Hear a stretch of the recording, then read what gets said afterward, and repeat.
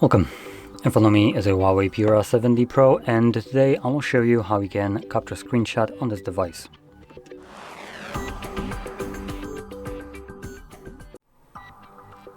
So to get started, you will want to open up content that you wish to capture.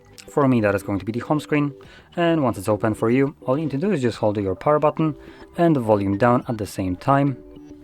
You get this pop-up with share and scroll option, and after a moment it will disappear on its own. When it disappears, you can then find that screenshot in your gallery application. You can navigate to albums, and here you'll find an album called Screenshots.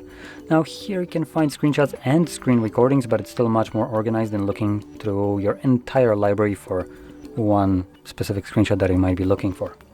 In any case, here is the screenshot that I've captured. So there we go. Now if you found this video helpful, don't forget to hit like, subscribe, and thanks for watching.